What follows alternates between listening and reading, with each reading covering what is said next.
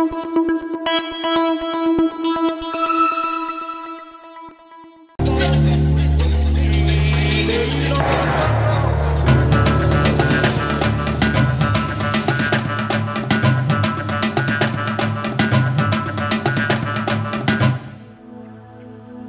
its 13,667 islands, the Republic of Indonesia makes up the world's largest archipelago.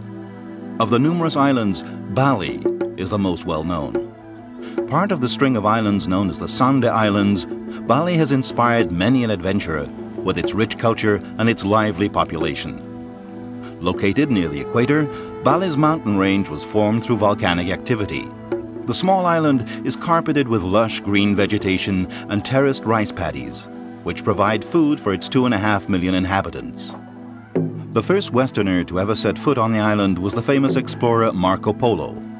Upon his return to Italy, Marco Polo referred to the island in his book About the Marvels of the World. Off what were once some of the most frequently traveled sea routes, Bali was left untouched by the ships which passed further out to sea until the spice trade became a lucrative business. It was in 1597 that the Dutch navigator Van Houtman truly discovered Bali and her people. The Dutchman would leave the island shores his ships hold full of exotic produce and goods. The Dutch got along so well with the island's king and inhabitants that they postponed their departure several times.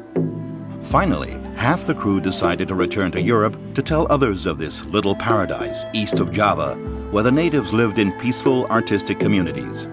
It was a place, they would say, of amazing beauty, where the population respected the traditions which had come from the eternal land of India. These natives seemed to know that the infinity of life came from the infinity of time, and that the life which they so dearly cherished was but a beginning, and that death was the glowing door which awaited everyone.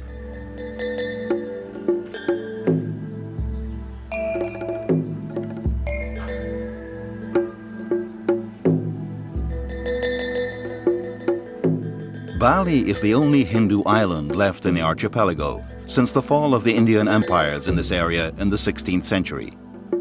Bali plays the same role as preserver of Hinduism that Tibet plays for Buddhist India.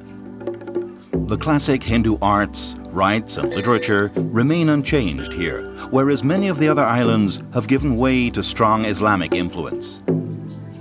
The local religion, known as Hindu Bali, is a combination of animist, Hindu, and Buddhist beliefs.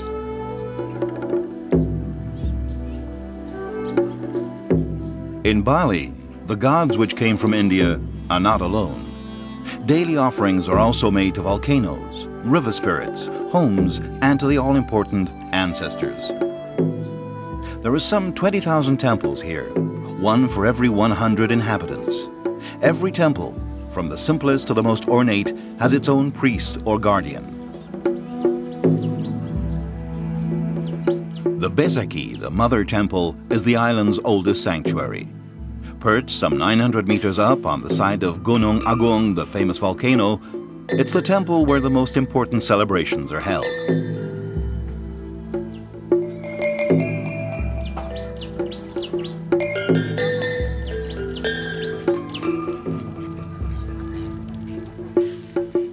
One of the most striking aspects of the Balinese landscape are the terraced rice paddies, which thrive in the fertile volcanic soil.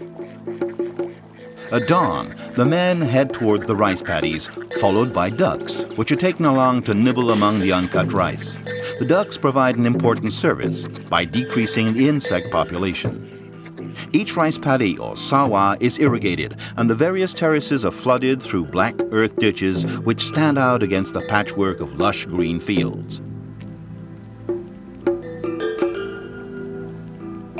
Each owner who farms one or more sawas must belong to an irrigation cooperative, which controls the distribution of water to its members. The cooperative is unique in that it's organized as a totally autonomous entity, one which is completely separate from the local political party.